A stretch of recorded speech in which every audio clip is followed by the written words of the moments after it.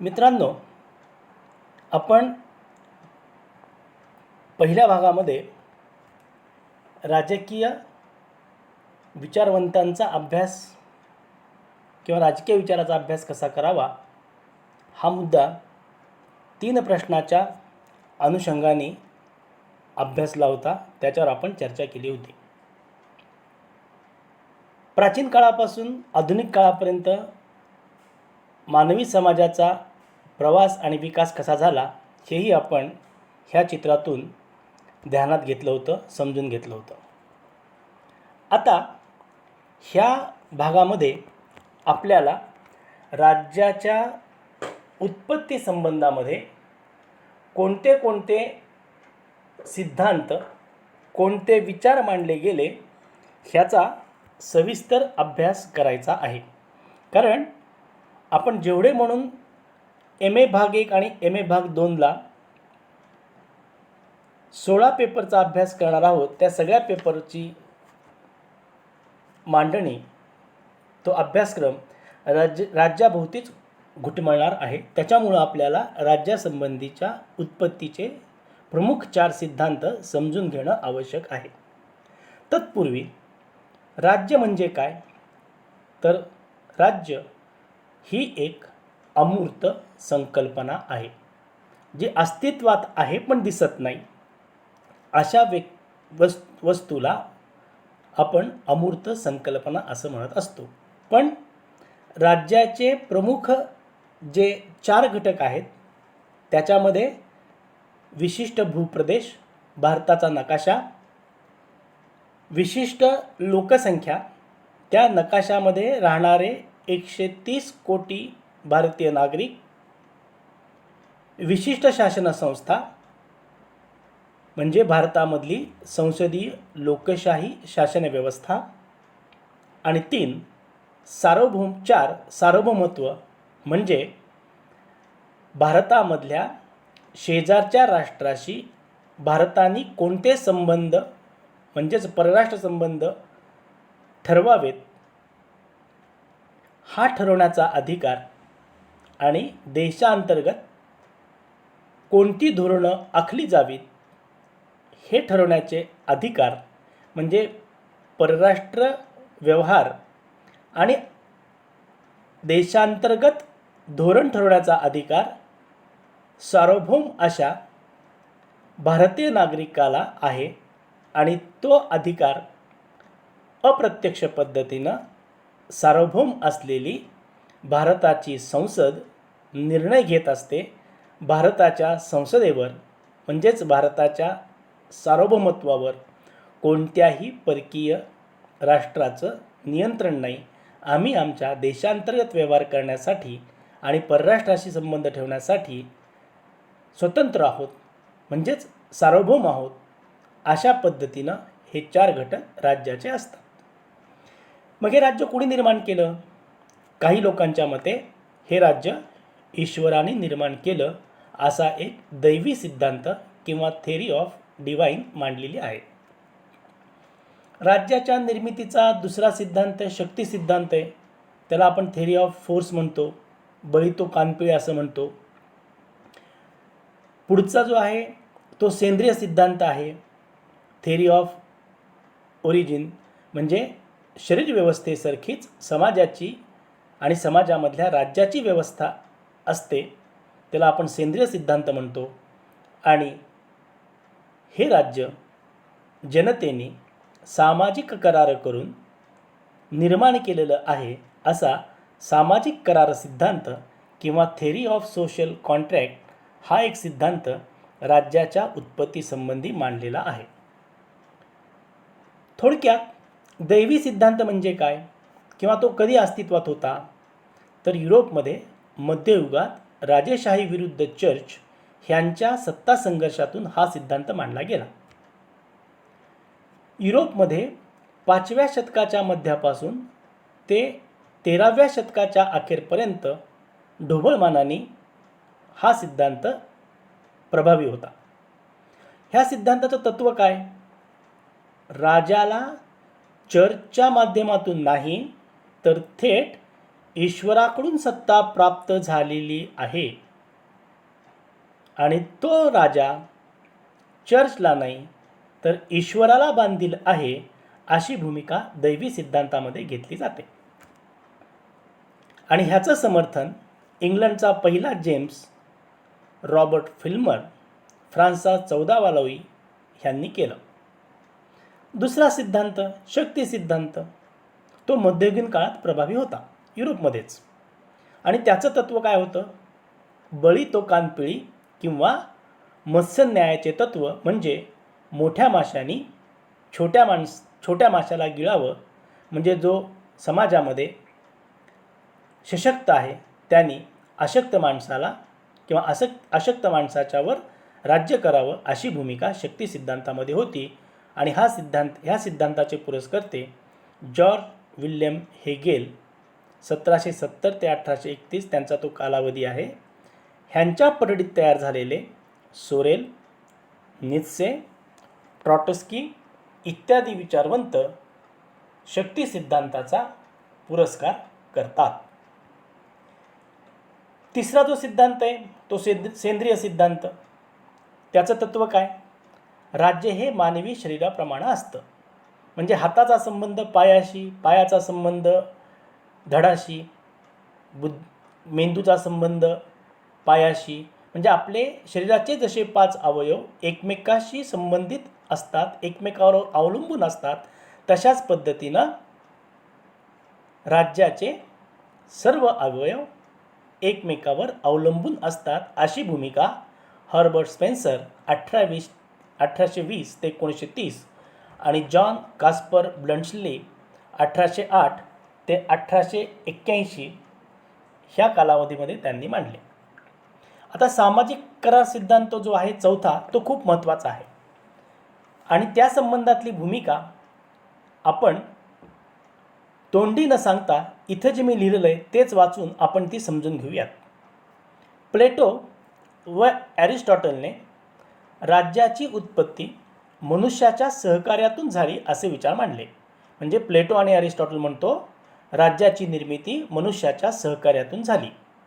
पण मध्ययुगात हे विचार मागे पडले आणि राज्याची उत्पत्ती धर्मग्रंथाच्या आधारे झाली असून राजा किंवा पोप ह्यांच्या राजकीय विचारांचा मुख्य आधार बायबल किंवा इतर धार्मिक ग्रंथ आहेत, हा विचार पुढे आला. मात्र 17व्या शतकात खूप महत्त्वाचं आहे, मात्र 17व्या शतकात राज्य ईश्वर निर्मित नसून मानव निर्मित आहे. मनुष्यांनी परस्परात केलेल्या करारातून ते निर्माण झालेले आहे. हा राज्याच्या निर्मितीचा सामाजिक कराराचा सिद्धांत Thomas Hobbes, John Locke, George Jacques Rousseau ह्यांनी 17व्या शतकामध्ये मांडलेला आहे. म्हणजे काय? राज्याची निर्मिती ईश्वराने केली. इथपासून राज्याचा सुरू झालेला प्रवास, राज्याची निर्मिती ही ईश्वराने केली नसून मानवी समूहांनी, मनुष्यांनी परस्परात करार करून राज्य निर्माण केलेलं आहे. आणि हा करार 2 गटामध्ये झाला असल्यामुळं राज्यकर्त्यांचा वर्ग आणि नागरिक ह्यांच्यामध्ये झाल्यामुळं ह्या दोन्ही गटापैकी एकाने जरी ह्या करारातल्या अटींचा भंग केला तर राज्याला विरोध करण्याचा, म्हणजेच शासन संस्थेला विरोध करण्याचा अधिकार नागरिकाला आहे. इथपर्यंत राज्याचा सामाजिक कराराचा सिद्धांत जनहितासाठी, लोकहितासाठी, लोकशाहीच्या प्रस्थापनेसाठी आपल्याला महत्त्वाचा वाटतो. आपण मागच्या भागामध्ये विचारवंतांचे गट पाहिले होते. पुरोगामी, प्रतिगामी हे सगळं पाहिलं होतं. पण अजून थोडंसं अधिक सखोलपणे ढोबळमानाने अभ्यासाच्या सोयीसाठी मी राजकीय विचारवंतांचे पुढील 4 गटामध्ये वर्गीकरण किंवा विभागणी केलेली आहे. राजकीय विचारवंताचा पहिला गट आहे चैतन्यवादी किंवा त्याला आदर्शवादी किंवा त्याला राष्ट्रवादी असं म्हणतात, त्याला आयडियालिझम असं म्हणतात, आदर्शवाद असं म्हणतात, आणि त्याचा पुरस्कर्ता हा हेगेल आहे. व्यक्तिवादी इंडिव्हिज्युअलिझम म्हणजे व्यक्तीचं स्वातंत्र्य मानणारा जे.एस. मिल आहे. समाजवादी म्हणजे सोशलिझम ह्या विचाराचा पुरस्कर्ता कार्ल मार्क्स आहे. आणि अराज्यवादी म्हणजे राज्य नको अशी भूमिका घेणारा गॉडविन हा एक विचारवंत आहे. आता चैतन्यवादी गटाची भूमिका काय आहे, तर चैतन्यवादी असं म्हणतात किंवा आदर्शवादी असं म्हणतात किंवा हेगेल असं म्हणतो, राज्य हे साध्य आहे आणि व्यक्ती ह्या साधन आहेत. म्हणजे काय, व्यक्ती साधन आहेत आणि राज्य साध्य आहे हे जर समजून घ्यायचं असेल तर आपण एक उदाहरण घेऊया. परीक्षेमध्ये उत्तरपत्रिका लिहिताना माझ्या हातामधला पेन हे साधन आहे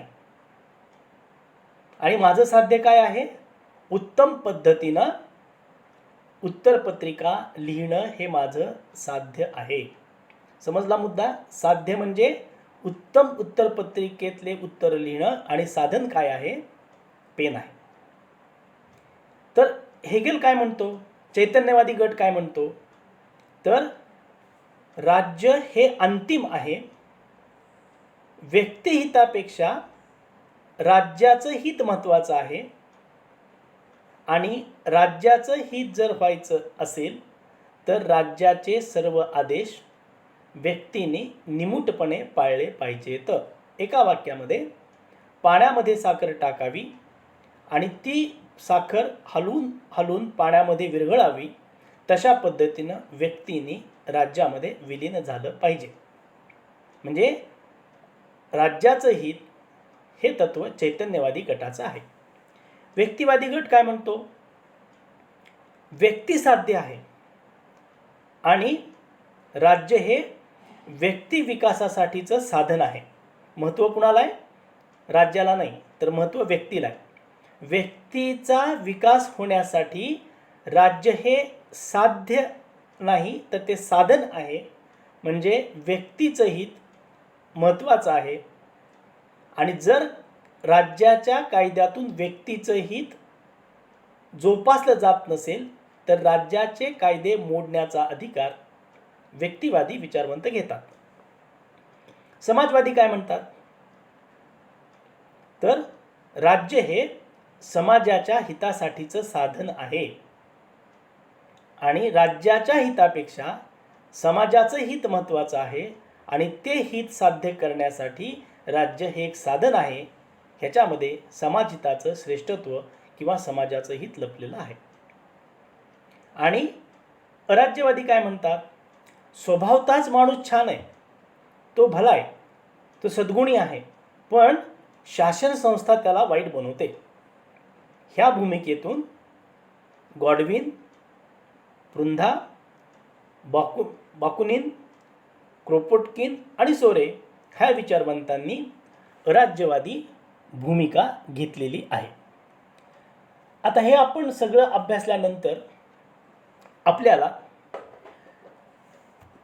चैतन्यवादी किंवा आदर्शवादी किंवा तो प्रवास अराज्यवाद्यापर्यंत झाला, हा सगळा अभ्यासल्यानंतर मला एक प्रश्न असा पडतो की हे सगळे विचार समजून घेतल्यानंतर आपण कोणत्या विचारवंतांच्या गटामध्ये सामील व्हावं, हा प्रश्न विद्यार्थी दशेमध्ये जसा मला पडला होता तसाच तो प्रश्न विद्यार्थी म्हणून तुम्हाला सुद्धा पडणार आहे.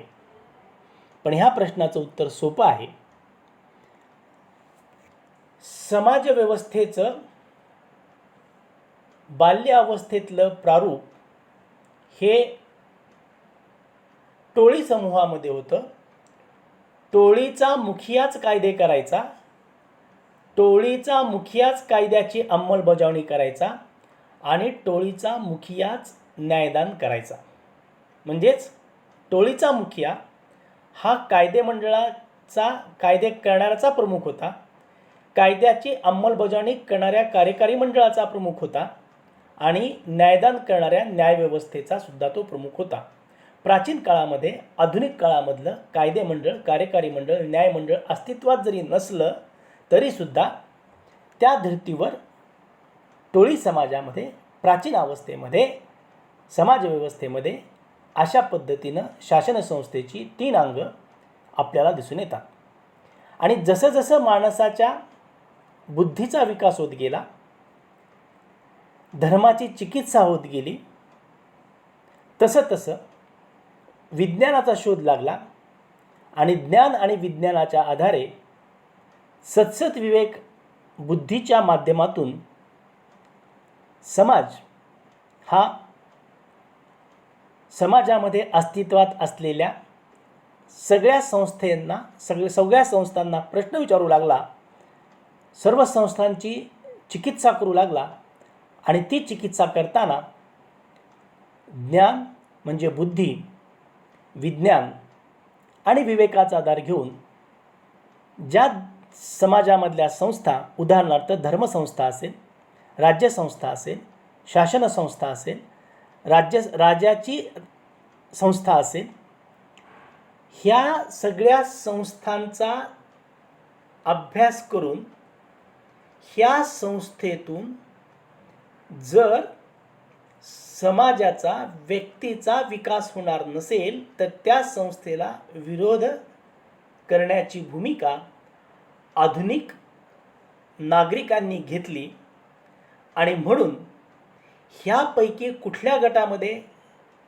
आपण बसावं किंवा कुठल्या गटाचा विचार स्वीकारावा हे मी सांगण्यापेक्षा एक अभ्यासक म्हणून प्रत्येक विचारवंतांच्या विचारांचा अभ्यास चिकित्सकपणे विवेकाच्या आधारे विज्ञानाच्या कसोट्यावर तपासून जो विचार आपल्या विवेकाला, सत्सत विवेक बुद्धीला भावेल त्या विचाराचा स्वीकार करून महाविद्यालयीन विद्यार्थ्यांनी किंवा युवकांनी समाजाच्या समाजबांधणीमध्ये आणि राष्ट्रबांधणीमध्ये सहभाग घेतला पाहिजे. त्यासाठी आपल्या बुद्धीचा, ज्ञानाचा आणि भूतकाळातील ग्रंथांचा अभ्यास करून वर्तमान काळातील आणि उद्याच्या उज्ज्वल भविष्यातील मानवी प्रवासाच्या सुखासाठी आपण आपले विचार स्वीकारले पाहिजेत. थोडक्यात ह्या 2 भागामध्ये आपण राजकीय विचारवंतांचा अभ्यास कसा करावा, राजकीय विचारवंतांमध्ये कोणत्या कोणत्या प्रकारचे वैचारिक गट आहेत, ते कशा आधारे गट निर्माण झाले आणि राज्य नावाची संस्था कशी निर्माण झाली ह्याचा सविस्तर अभ्यास तुम्हाला समजला असेल आणि हा अभ्यास समजला असेल तर पुढील आपली सर्व विचारवंतांची मांडणी आपल्या सहजगत्या ध्यानात येईल. म्हणून ह्या पहिल्या 2 व्याख्यानाचा आपण एक प्रयोजन केलं होतं आणि ह्या प्रयोजनानंतर 3ऱ्या भागामध्ये आपण प्रत्यक्ष महादेव गोविंद रानडे ह्या भारतीय राजकीय विचारवंतांच्या राजकीय विचारांचा अभ्यास करणार आहोत. तोपर्यंत इथंच थांबूया. धन्यवाद.